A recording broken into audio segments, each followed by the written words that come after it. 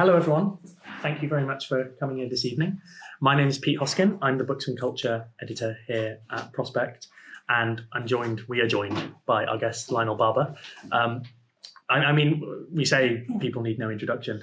In Lionel's case, that's true, but I'm going to introduce him anyway. So Lionel has one of those CVs that makes other journalists like me wince and think, what the hell have I been doing with my career? He's the Scotsman, Sunday Times, but most associated with the FT, where I think you were US editor, Brussels editor, news editor, and then obviously editor for 14 years, 15 years, something around 14. That. 14 years. Now, though, obviously you've hit the pinnacle as a contributing editor of Prospect and co-host of our Media Confidential podcast with Alan, who is sat over there. So, Lionel, what is your least favourite thing about Alan Westbridger?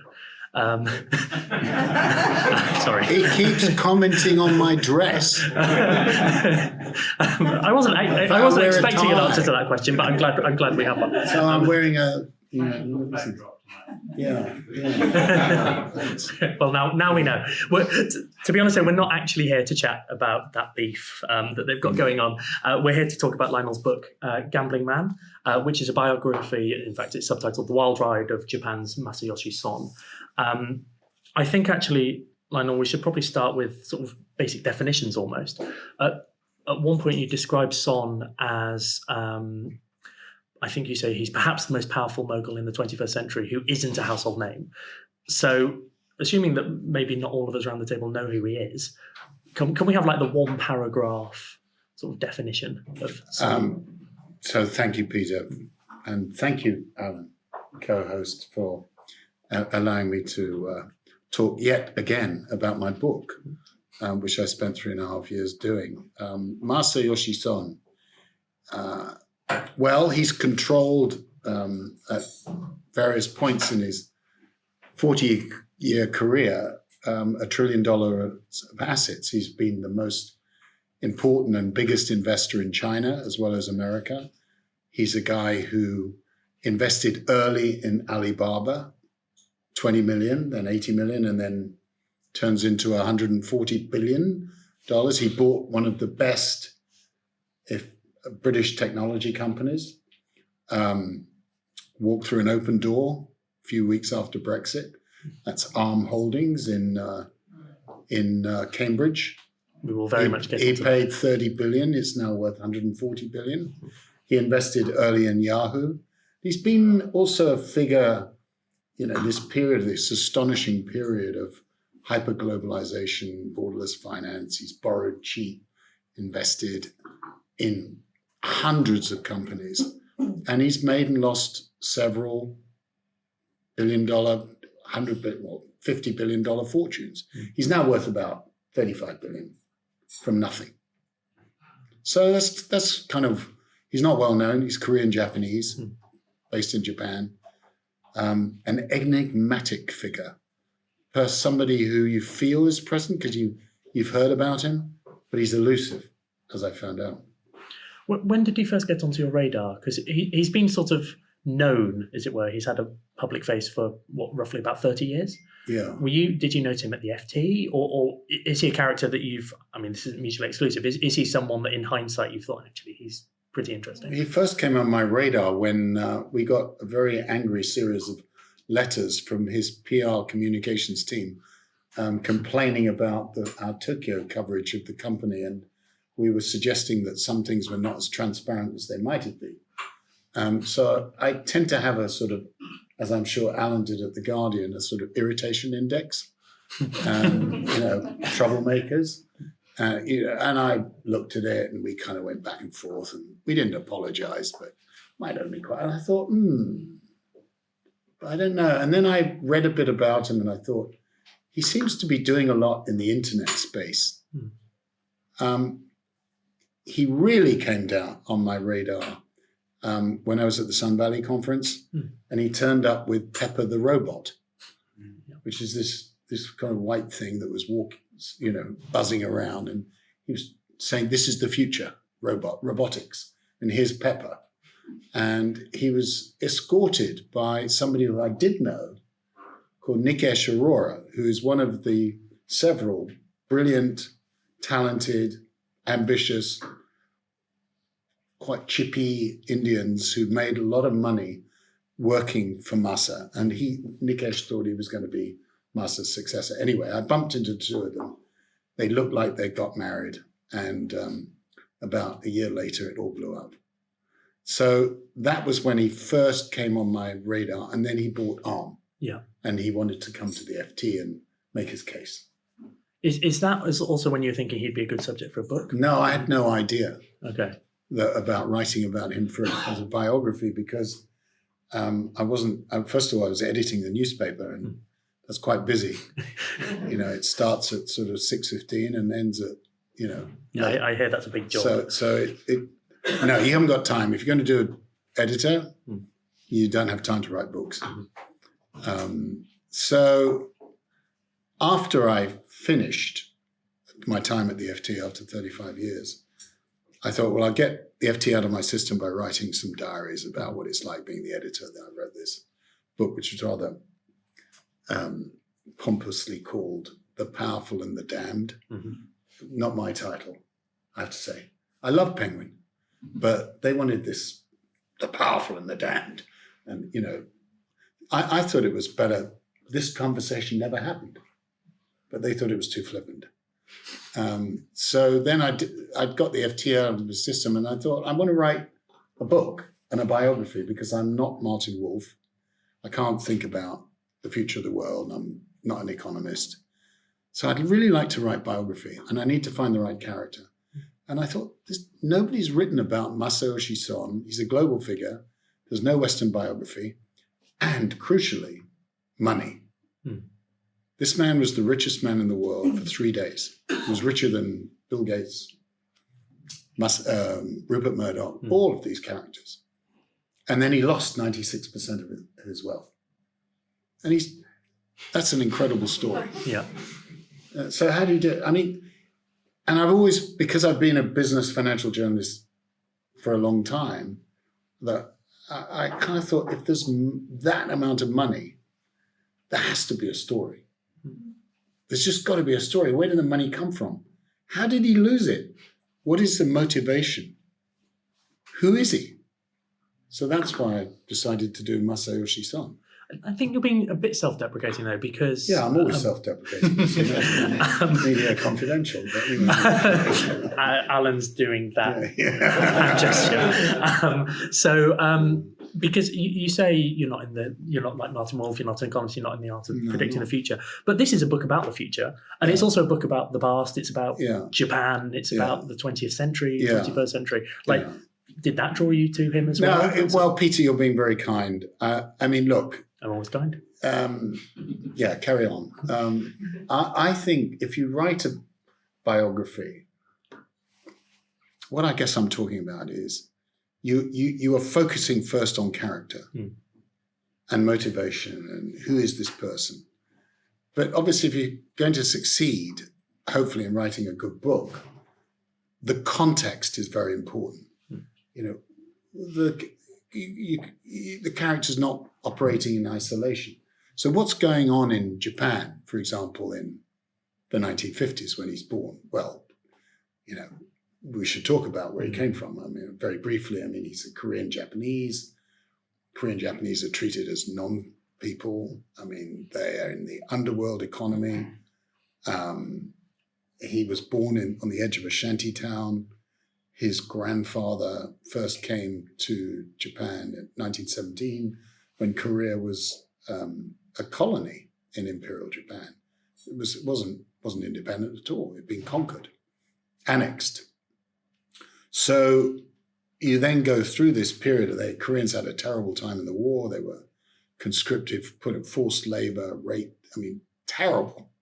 And Son's family, the grandfather and his father, left Japan, which was utterly destitute, went to Korea, spent a year there, treated as utter outcast, contemptible, and they had to go back to Japan. And then they were in a slum for several years. Then the Japanese economy starts improving. His father is a bootlegger, then becomes a loan shark. and then gets into pachinko, the famous book, novel. It's a great book. That's all you need to know. So that's the background. The context then is of a Japan which is rapidly modernizing. By the time he goes into business and forms his own company, having, very important, left Japan at age 16 to be educated, high school and college in America, gets into Berkeley. He goes back to Japan, and Japan in those days, everybody thought it was going to be number one. It was going to beat America, be the number one economy in the world. It didn't turn quite out like that. There was a bubble and it burst. But Masa is involved in software distribution. He's in the cutting edge technology, and he rides that technological wave for the next 4 decades. Now, you said that your summary was all we need to know about his early life. Actually, I would like to emphasize, normally with a biography, you can safely ignore about that much because you kind of don't need to know where the character went to school and, all of that sort of thing, and their childhood hobbies. In this case, I hope you don't mind me saying, I almost think that's the best part of the book, because he is very much, he was born in his youth. They are they're formative years for us all, but for Son, they're very formative. And you have this wrestling with identity that I think then informs the rest of the book, but informs the rest of his life. Korean, Japanese, he seemed to me he wanted to be a kind of thrusting young Japanese person. He was slightly ashamed of his Korean grandmother. And I didn't realize before reading this that kimchi, the smell of kimchi, is almost like a social signifier. People would look down on Korean families, are obviously Korean because there's this scent of kimchi from their kitchens. And Son seemed ashamed of that. But then he visits Korea with his grandmother for 2 weeks, suddenly falls in love with Korea, falls in love with his grandmother, falls in love with his heritage. And at one point, I think he's literally suicidal because he's wrestling with his Japanese and Korean identities. These are no small things. Yeah, and somebody gave me some very good advice because to focus on the formative years, on his childhood, because that's when the identity is formed and the character is formed, and not to be overly preoccupied, at least at the beginning of the research, with the noise that we know a lot about later, which is WeWork. He invests in WeWork, loses 14 billion. He actually didn't raise 100 billion. He raised $98.6 billion, half of it from the Gulf. All that's quite well known. But this earlier stuff, and I did go to original Japanese sources. I had a very, very good Simon Lee, a Korean Japanese researcher that I found through Stanford University. Actually, Neil Ferguson was very helpful because I was really struggling to get to that, to dig into the formative years. You've got to get the Japanese source material. So, briefly, two or three important facts. The first is that all Korean Japanese have a Japanese alias, unless they're prepared to come out and say, well, we're Korean Japanese, we really are. But if they want to blend in, they have an alias, and Son's was Yasumoto. The second is that, he was in the slum. He actually says he was in the slum for a long time. He wasn't. It was about 4 years or so. There's a bit of exaggeration around Masa. He's known, by the way, in Japan as one of the 3 big mouths. They have great phrases like that. Who are the other 2? Well, one is a guy whose name I can't pronounce called Shimetsu or something, but the other one, who I did interview, is Mr. Uniqlo. Oh, okay. Tadashi Yanai. He's one of the big mouths, and he and Masa for years have vied about who's the richest man in Japan. And Yanai was on Masa's board, the SoftBank board. Anyway, crucial point. Masa tells his father, by the way, he's the second son, he's not the first son. He's treated like a prince. His father, who I interviewed in the family home, he was aged 87. He was actually dying of cancer, but I got to see him. I spent 2.5 hours there.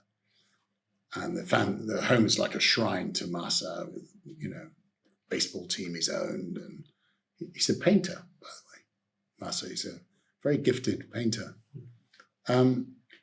He was told, aged 11, 12, that he couldn't achieve his ambition to be a teacher because Koreans can't they're not allowed to take public service jobs at that time. So he was intensely disappointed. He'd been stoned stoned. Kids had attacked him. And he did say, he's on the record to me, but also in books, that he did feel suicidal. And I think that's why he escaped to California. He said, I've got to get out. This is something I found interesting though, because he goes to America and he falls in love with the place. He loves California. He has, perhaps we can talk about it, but he has this, what he calls his epiphany there, which sounds a bit similar to Bill Gates'. Bill Gates' opinion. Yeah, he reads Popular Electronics, sees the Intel chip, and has it's like and Robert starts Apple. crying. It's funny that Bill Gates said the same thing, but anyway. But he really gets on in America. He loves the freedom. He loves the technology. He gets married there. He meets his wife there. He meets his wife. He's late for his wedding twice, which is a lovely detail. He's focused on developing a product, a speech synthesizer, so focused that he actually did miss the wedding, which is, that takes some doing. And he was still late the next Saturday as well. And that's a true story because I've interviewed two of the professors, one of whom's now 95, but what who verified that story. What it made me wonder is, why did he ever go back to Japan? Because he promised his parents that he would go back. And they said, whatever you do, we don't like you going because you're part of the family. You can't marry an American girl. You must do your studies. You don't go into business. Well, he broke that rule. And then you will come back. And he felt that he'd given that promise. And he also wanted to go back to be successful and show everybody that he could be as he puts it, number one in the business or area of his own choice. Was he always fighting against sort of Japanese prejudice against his still today. Yeah. I mean, you talk to, when you can get them to talk, but I've managed a few. They still very suspicious of Masa. One person who I showed the manuscript to, who's Japanese, I wanted to make sure that the tone was right and any factual errors. This person actually said, well, it's a good book. I'm trying to sell my apartment in Tokyo, and these Korean neighbors want to buy it, and I just don't trust them. What? And then there's one of the Japanese big shots, right? A really big shot. He wouldn't talk to me about Masa. I think he's a rival. And I said to him, well, okay, what's the one question you would ask Masayoshi Son? And he said, ask him why he hates Japan so much. What? Yeah. There is serious prejudice against Masa. It's also because he's a financial engineer. He's involved in the technology distribution, this kind of thing, venture capital. He's not making anything. Japan is all about precision manufacturing, steel, cars. So Masa is an outlier in that respect as well as being Korean. But some Japanese figures also kind of like him. You say there's he's kind of seen as a trickster or a jester, which has different connotations in Japan. Yeah, is that liking him or condescending? Kind of, you're right. I was interested. You can't get anywhere. I used to think I was quite a good reporter in Japan. You have to find people who know people who will effect introductions. Otherwise, you just go nowhere. They don't have a word for no, but, they have a way of, this isn't going anywhere, this conversation. So somebody introduced me to a McKinseyite who's on a number of boards, and he was the one who described Masa as, and I can't speak Japanese, so I can't, it's Dokeshu or something. Anyway, the translation is Jester. And he said, think of Leah. A jester is somebody who can say things that can't be said, or speak truth to power maybe in a different way, or not the. And he described Masayoshi Son as a jester. What he means by that, it's not really liking him. It's more a sort of grudging respect that Japan, which is a very hierarchical, highly organized, stratified society, very low immigration, all this kind of thing, homogeneous. Masa is the disruptor, and you might need somebody who's a disruptor to get things going as a catalyst in Japan. So I think for that reason, but I'm just trying to think when you said like Japan, I'm trying to figure out if I met anybody in Japan who actually really who's Japanese, who really likes him. Whereas people around the Oh, world. I know. A few retail investors do. Okay. Because he's kind of exciting. And if you can stay the ride, you'll have made, I don't know, 12% maybe. So like-minded people in Japan like him, but they're I few kind and far of think between. they just want something a bit different. And he definitely offers that. But people around the world seem to like him. I mean, this is part of his Americans trick. do. Yeah. Because he plays to the, I came from nowhere, I lost out everything, I came back. I went into the Japanese Department of Telecommunications and said, if they don't give me a license, I'm going to actually torch the place and myself. And, they'll go, yeah, we like that, Yeah, I like that too. Yeah. The Americans do like him. I mean, people like Bobby Kotick sold his business to Microsoft for about $67 billion. And I mean, he said, Musk is just such a creative person. He's always trying to make things happen. Jerry Yang likes him, even though he said at one point at the end of a negotiation, I think I'm your ATM machine, because he'd just been shaken down so much. Americans, he also speaks America. It's not great, it's not 10 out of 10 English, but it's sort of familiar, and it also can come out rather odd. So he said, oh yeah, my grandmother, yeah, my Jewish grandmother. Why is it Jewish grandmother? She was Korean. Because she's always trying to save money. Oh, it's a terrible joke. I say that. Anyway, yeah. If we bring it a little bit back to the chronology, because I think there's a... I love my accents. Okay. We'll dig out some more maybe later. But you say he's not a manufacturer, as many of his Japanese contemporaries are, but there seems to be this shift in his career. So you've mentioned he makes a language translation machine. And then when he goes back to Japan, what I love about his early story, he's quite inky fingered. He loves magazines. He tries to buy magazines. He tries to buy out sort of trade conventions, things like this. He's investing in quite sort of real things. He sets up a software business. Like he's doing something for himself, it seems, in his early career. And then there's this shift towards what lay people like me might regard as a kind of more financial career, where it's about investments, it's about money, it's about having a percentage of something rather than owning something. Okay, let me just refine that a little bit, because Please do. Just think, forget the original product, the speech synthesizer, and talk about that. But that's essentially borrowed from the 92-year-old man now, Boris Moser. It's his product. He just figures out, I could use this applied technology in airports. As a tourist can come and use the thing and get, actually, if you go to China now, everybody's using these speech synthesizers. You just type in something or speak something and out comes where to go for, restaurants. But what he does is he gets involved in software distribution. This is a new kind of business. It's Bill Gates's product, Basic, all that stuff. And then he buys magazines, but that's essentially to get the advertising around software. It's to promote his product. It's not, he doesn't get involved in news or media or anything like that. No, he's not into that at all.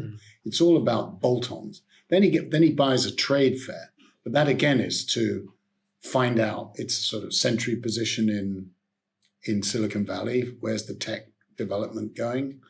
But it's also to kind of cement his network around software. That then, obviously, internet's taking off, and that gets him into Yahoo, and it gets him into the dot-com stocks where he starts investing. So you're correct about that. But then he loses 97% of his wealth in the dot-com bust and pivots to say, okay, now I'm going to get into broadband, and I'm actually going to challenge NTT, the dominant player, once at that time the most valuable company in the world. And he says, I'm going to become a broadband operator. By the way, he's losing $1 billion a year.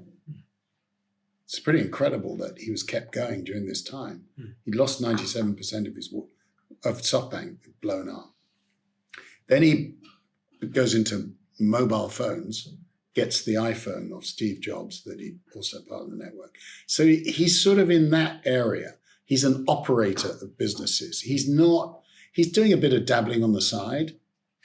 But then, after sort of coming up with this mad plan to be the most dominant telecoms player in the world, so he's got SoftBank Mobile, he's thinking about Singtel in Singapore, then he does Sprint, he's thinking about merger with T-Mobile, he's thinking about buying BT. And I'm going to be the biggest operator in the world. But then he says, actually, Sprint's a problem. He's getting bored. And at that point, he gets into big time investing. He hires Nikesh from Google, and then he corrals money from the Gulf to become a true, huge global tech investor. So that's the kind of arc. That recontextualization is really good, actually, because it seems to me that he's always been making packages of things. So you say that he got the magazines to market the software. Yeah. But then later, when he wants to get into mobile, he gets the internet, as it were, he gets broadband, he gets the networks, and then he thinks, but I need phones as well. So he gets iPhones from Steve Jobs. He's bolting things on all the time to become dominant. We should probably talk about, there's a phrase that comes up in the book a lot, which is growth, not profits. Which seems to be his modus operandi. And total market access. Yeah, could you explain that? Yeah, so think about this table, and I'll play Masa, right? You don't mind? Maybe without an accent. Okay, no accents. Oh, anyway, okay. Anyway, chips. It's basically, I'm going to put chips on every aspect, all around this table. And, maybe some might not come up. They might, probably most won't come off. But that's my investing. But then in the businesses which show promise, I'm actually going to take the losses on the chin up front because I'm going to establish a dominant position. Now, what's a good British parallel would be Rupert Murdoch with Sky B. I mean, he almost went bankrupt in 1994 or 5. But with Masa, he's basically pushing that model in the, even at the beginning, he's prepared to take losses up front, stake a lot. But he's trying to establish a position. Maybe another analogy is Go, where you surround the opponent because you've got so many bits.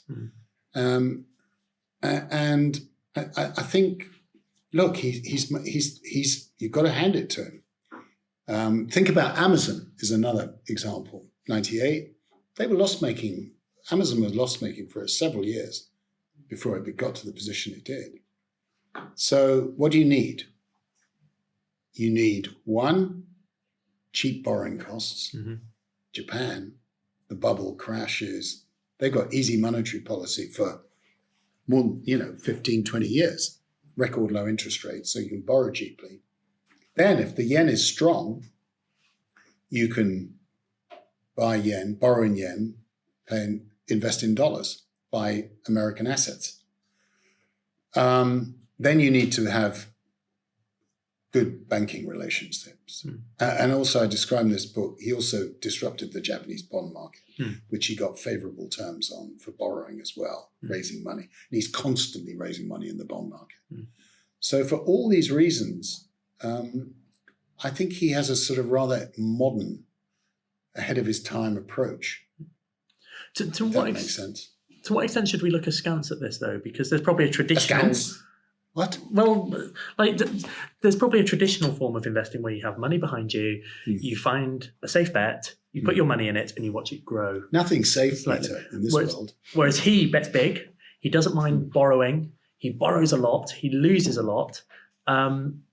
Is this a good thing? Yeah, but the thing about, I'm going to say, and I document in the book, because at great length, that the madness that takes over in 2016 when he raises this vision fund. Yeah, we will. It's utter madness. It's reckless, and there's also trading on the end of it, which we can go into.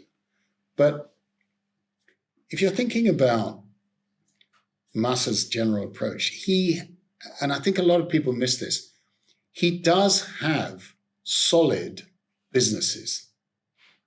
So Yahoo Japan, he persuaded Jerry Yang to let him set up an offshoot of Yahoo, when Yahoo was, by the way, not disrupted and smashed by Google and Meta, etc. It was the search engine. It was really profitable. The stock was going like that. And he said, I want a piece of Yahoo Japan. I want to have that and have it Yahoo Japan. Now, he also had 40% of Yahoo. So he was borrowing off that stake in Yahoo as it was going off. All that, what's wrong with that? Is that mad? No, I think it's actually quite sensible.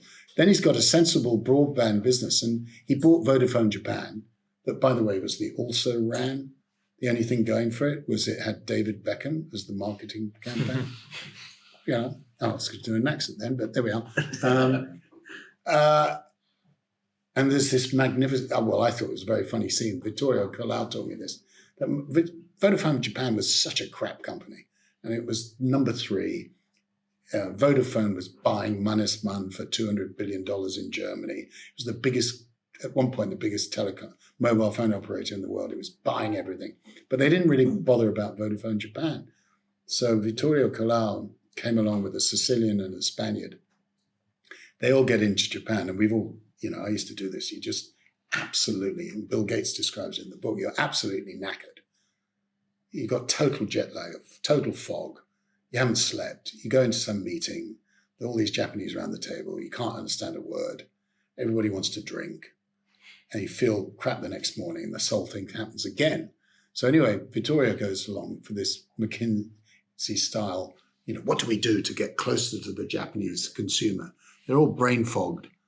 And this Sicilian says to Vittorio, halfway through the thing, Vittorio, we are fucked. And Colau says, well, why? And he says, there's not a Japanese in the room. Classic. I got off the subject, but there we are. Well, we were talking about some of his successes. You've mentioned Yahoo Japan, Vodafone Japan. We haven't mentioned what SoftBank Mobile now. It's all put together. Yeah. We haven't mentioned Alibaba yet, which in the book I think you say SoftBank made Alibaba and Alibaba made SoftBank. Yes. So perhaps we should talk about that a little. Yeah, I did manage. I didn't get to Jack Ma because he got crushed by Xi Jinping. I did talk to Joe Tsai, who's his co-founder, and of Alibaba. Of Alibaba, sorry. And I think that relationship is really interesting. Masayoshi Son understood there was something special about Jack Ma, and he saw the potential of the internet and e-commerce taking off at the end of the 1990s in a mass market. So he saw the future. He talks a lot about future, and he stayed with it. Goldman had a stake in Alibaba, and they sold out after 3 or 4 years, and they made 5x as opposed to 200x or whatever. So he then worked with, and I described this with Jack Ma, to refine the business-to-business side product. And, eventually, maybe after 8-9 years, Alibaba was becoming bigger and more important, maybe after a decade, than SoftBank. And when it finally floated in 2014, SoftBank had about 35-40%, and they sold down bits of it. But it became bigger, and it's a huge success. And I think it shows his strength in playing for the long run. He didn't go for the quick American flip. He stayed with the company because he believed in Jack Ma and believed in Alibaba. That's a good period to dwell on, I think, because 2014, 2015, 2016, we might be seeing, okay, some might dispute this. He always seems to think that the best is yet to come. But that almost seems to be him at the peak of his powers almost, because in 2016, that's when we get the Arm Holdings deal, which I want to talk about because we're not very far away from where most of it happened. So if you wouldn't mind talking about that chapter a little bit. I'm slightly surprised, but who am I to comment on critics or the media coverage. I mean, I don't understand why there's not been a little bit more focus on this chapter, which goes into some detail on the sale of Arm Holdings, which is created out of Acorn in the 1980s. I mean, essentially, it's a top designer of advanced semiconductor chips. And even Apple had a stake in it, actually, and made a load of money. And just to emphasize, this is a Cambridgeshire British company. Yeah, it's truly a great British success story. But it's also a classic British technology success story where essentially we don't create Google, we sell out. Parquet, DeepMind. I mean, although they were losing money, etc., and whatever. But anyway, ARM goes through various iterations, and Masa has his eye on it literally in about 2005-06. He has a sort of courtship. He keeps in touch. He essentially wants to buy it. Now, there was no National Security Act or any kind of CFIUS arrangement in this country then, or indeed in 2015-16, when Masa got really serious. And he essentially waits. He didn't know Brexit was going to happen, but it just so happened that when he did launch the bid, he told me he launched it in July because that's when bankers are on holiday. So he knew that, but I mean, we were defenseless, ARM. The British government, there was no British government. Cameron had resigned.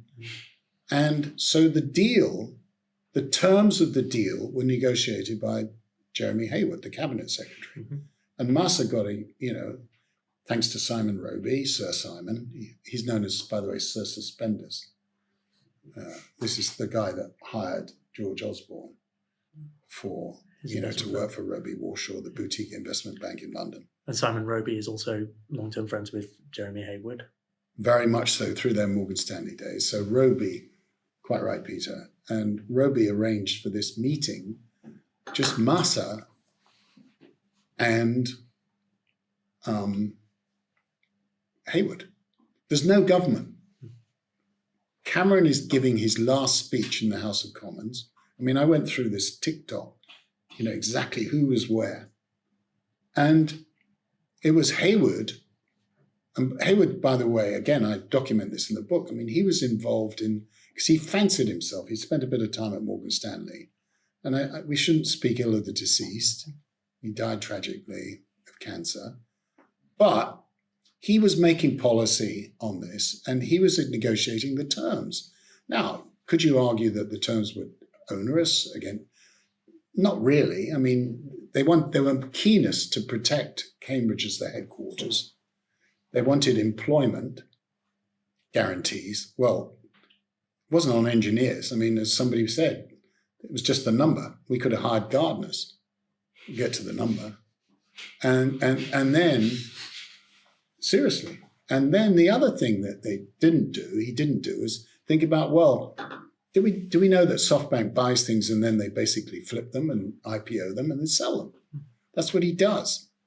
So what guarantees have you got there? Well, there's a 5-year lockup, but no guarantee that they were going to list in London.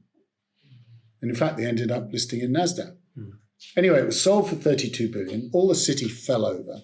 There were a couple of people, including Hermann Hauser, the brilliant scientist, Austro-British scientist who I did interview, who said this is a crime because this is one of the great British technology companies. And then also, just help me, the former chairman of the Guardian Trust, who was city minister under Gordon Brown. Paul Miners, exactly. Miners spoke up. Paul Miners said, this is a disgrace. Why are we selling one of the British technology companies? It shouldn't happen.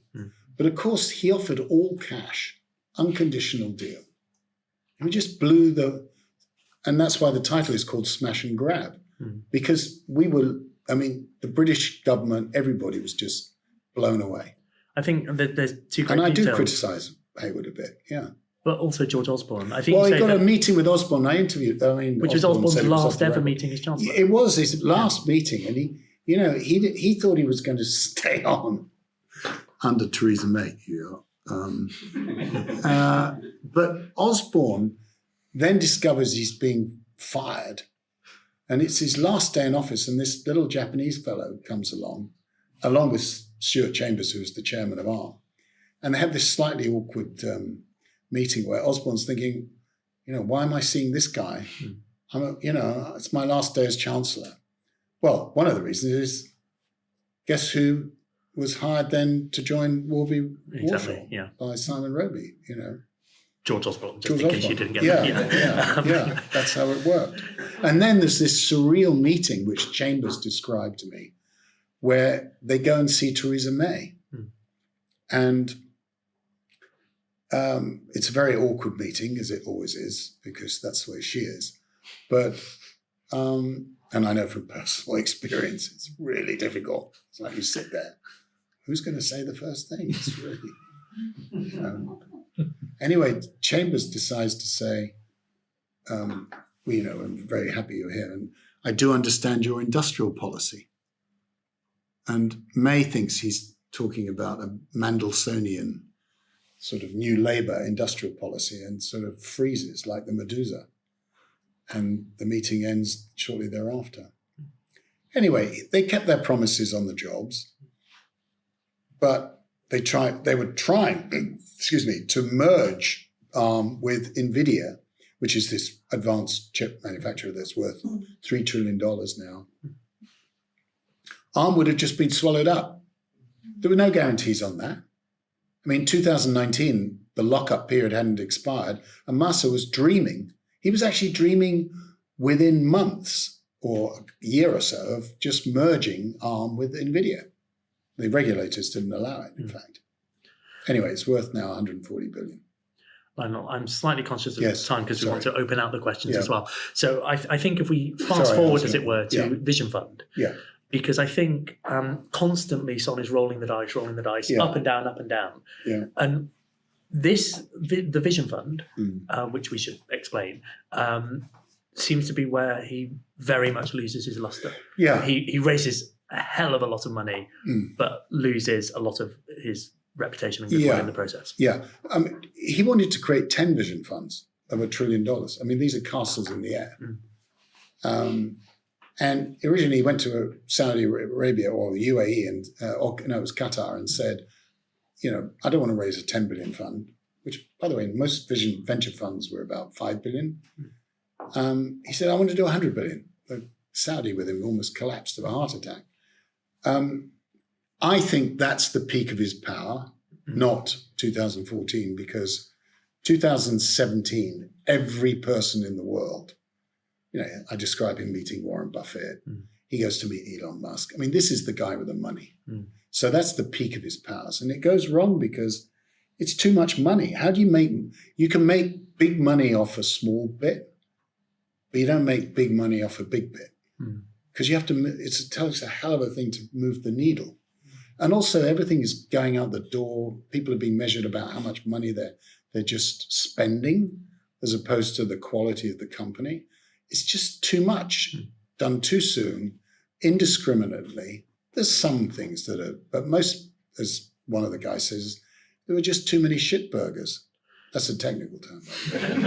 It seems as well there's a bigger spotlight because of the sums involved. There's a bigger spotlight on the way he's always operated, which is you win some, you lose some. Yeah. And in this case, he lost 14 billion on WeWork and Adam Neumann. And it's more, that's right. But for the Saudi investors, it's more, by the way, it's not a venture capital fund does moonshots.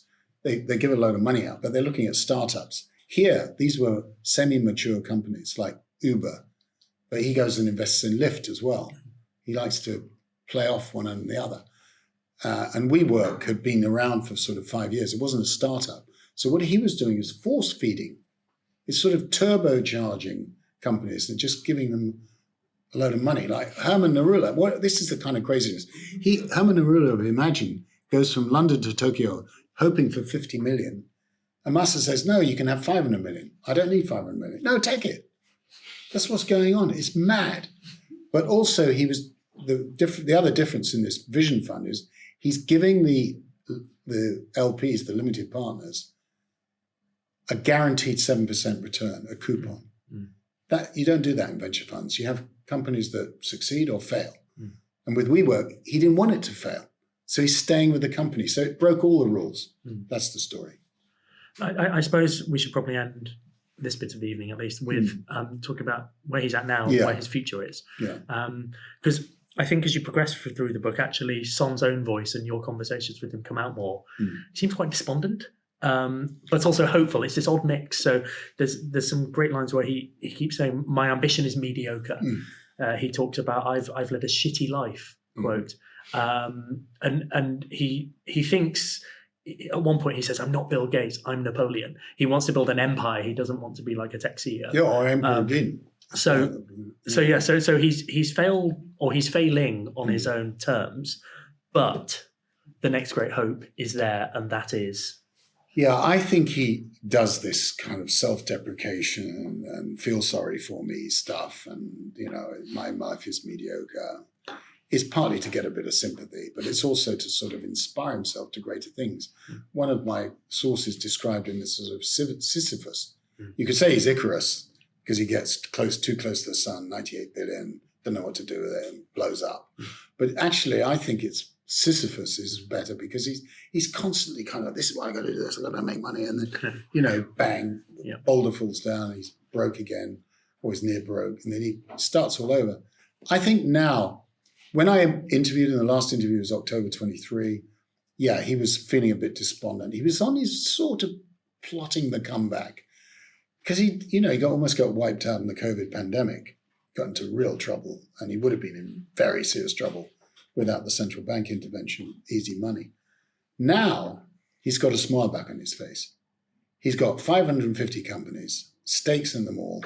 He's got covering the board, and he's deep into AI.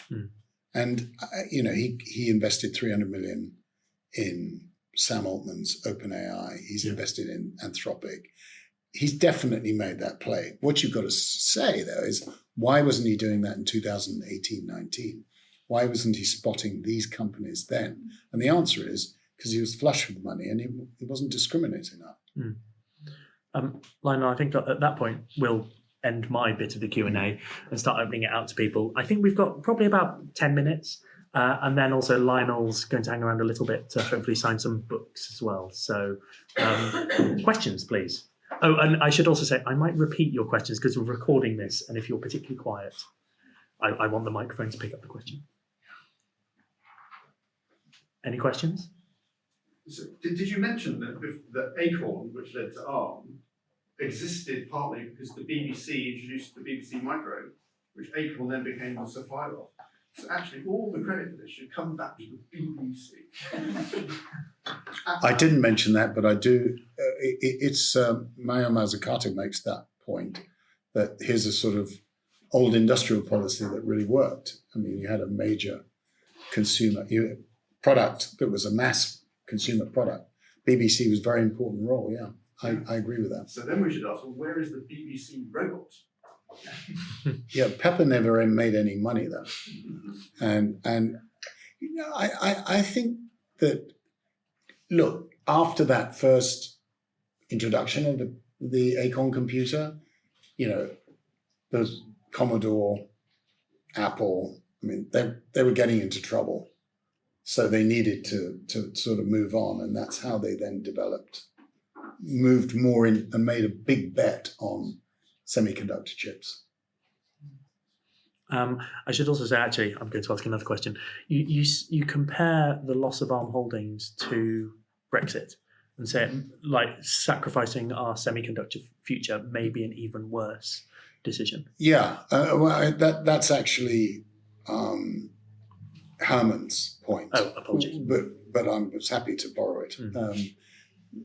The point is that ARM has been a standard setter, and Brexit, we were aligned with, obviously, with EU regulation, but if you have a standard setter in the area of chip design, that's a pretty powerful position to be in. Yeah. Now, what they did was they probably underpriced their offering, which I think Masa spotted. But they also had a deal where they were friends with everybody. they supplied everybody. I think now, the way things are going, they're getting much more into direct competition with the likes of Intel. Any more questions? Yeah. So you're talking about his investment strategy, and it seemed a bit scattergun. And I was wondering, Jackson Pollock. yeah, in your conversations with him, did he ever dwell on the past and talk about, oh, if only I'd done this, or if only I'd taken this company in this direction, rather than thinking about the future? No, he really doesn't like looking at the past. He's definitely a man of the future, a futurist. He does say, a good example of answering your question is, you say, well, everything went mad in 2000. The valuations were extraordinary. And you carried on. You kept piling in. And everybody knows the bigger fool theory. Who are you going to sell on before the music stops? And Masa says, well, no, I actually was right. Because, we had a crash. And then things recovered and the march of technology went on. Look at where valuations are now. So, direction, I was right. I just got the timing slightly wrong. We could say that a lot of investors actually. but he says it with an absolutely straight face and you kind of go, yeah, and you're writing it down. You think, wait a minute. But that's the way he looks. He doesn't, he is now, there's a meme or there's a video on stage where he's joshing with Jensen Huang of NVIDIA, where Jensen is saying, you did this, you did that, you're brilliant, but you made the worst trade when you sold out in NVIDIA in 2019 because SoftBank had a 5% stake. And they did make a profit, but if they'd held on to that now, it would be worth hundreds of billions of dollars. Well, several $100 billion. Boston Dynamics, that's a long play as well, isn't it? It is. There are three companies that they bought. Boston Dynamics being one. Fortress was another, which is an asset management group. And you're going, what was this about? Well, I think one of the reasons was, I won't go into getting too technical here, but Boston Dynamics is a robotics company. And I think it is a long play. But interestingly, and this is in the book, the Americans were getting more and more twitchy about Masa playing in the Chinese market and in the American market. So when they bought Boston Dynamics, he had to go before the CFIUS Committee on Foreign Investment Review because they were saying, well, I think you're too Chinese. And I think there was some pressure on Masa to sell down his stake in They Alibaba. were into DoD contracts, weren't they? At the Correct. time with their dog. Correct. Yeah, that's right. But he's been pretty good at playing both sides of the fence. I did ask him about this. So, now with the end of hyper-globalization, the fact that you're getting serious protectionism out of the States, worries about high technology, where is it going to be based, supply chain resilience, protection. Masa said, I had to choose between America and China. Chose America, the West. There's long plays and there's long plays.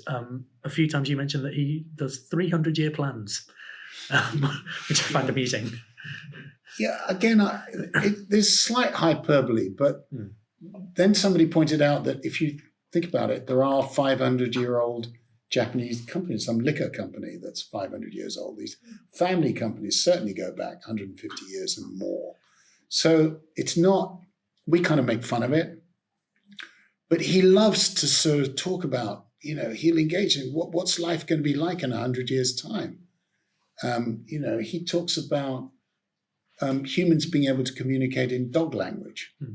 It sounds bizarre, but as somebody pointed out to me, Ronald Reagan's vision of Star Wars seemed bizarre when we were writing about it in the 1980s. But then you look at what's happened in Israel and the missile strikes from Iran, maybe it's not so bizarre. So he's always wanted, I think he uses it to inspire himself and others with a vision. But as Thomas Edison said, and I quote him, vision without execution is hallucination. Any more questions? Yeah.